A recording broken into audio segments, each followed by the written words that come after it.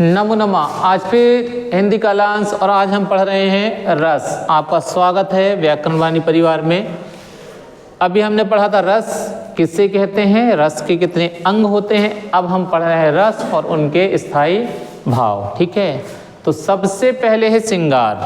श्रृंगार आप सब समझते हैं, सुंदर बनाने के लिए किया जाता है। स्थायी भाव है रति। बोलो श्रृंगार रति, रति रति श्रृंगार, रति श्रृंगार, श्रृंगार रति। फिर दूसरा है हास्य हास, हास्य हास, हास हास्य। फिर तीसरा है करुण का शोक। तो शोक है तो करुण है और करुण है तो शोक है तो करुण है और करुण है तो शोक है तो क्या है और करुण है तो हाँ, बहुत बढ़िया। रौद्र का है क्रोध। रौद्र क्या है, तो बोलो रौद्र है तो क्रोध है, क्रोध है तो रौद्र, रौद्र है तो क्रोध है। बहुत बढ़िया।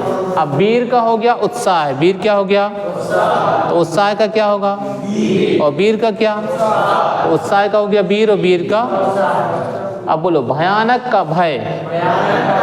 भयानक का तो भय का, हाँ तो भयानक हो गया भय और भय हो गया भयानक। अब चलते 7वें नंबर, अद्भुत का विस्मय। अद्भुत का तो अद्भुत है तो विस्मय है और विस्मय है तो अद्भुत है तो विस्मय है और विस्मय है तो अद्भुत ही विस्मय है, विस्मय ही अद्भुत है, अद्भुत ही विस्मय है, विस्मय ही अद्भुत है। बहुत बढ़िया। शांत का निर्वेद। शांत का क्या, तो फिर निर्वेद का, तो शांत का और निर्वेद का, तो शांत निर्वेद, निर्वेद शांत, शांत तो शांत का क्या, निर्वेद। विभत्स का जुगुप्सा। विभत्स का क्या है, जुगुप्सा। तो जुगुप्सा क्या हो जाएगी, विभत्स। तो विभत्स क्या हो गया, जुगुप्सा। बहुत बढ़िया। वात्सल्य का वत्सल।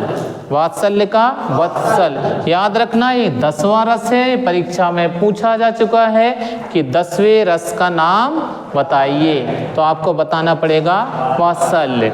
ये हैं भैया आपके रस और ये हैं उसके स्थायी भाव। इसको बार बार दोहराते रहिए, पेपर में आता है, आपको निश्चित याद हो जाएगा। धन्यवाद।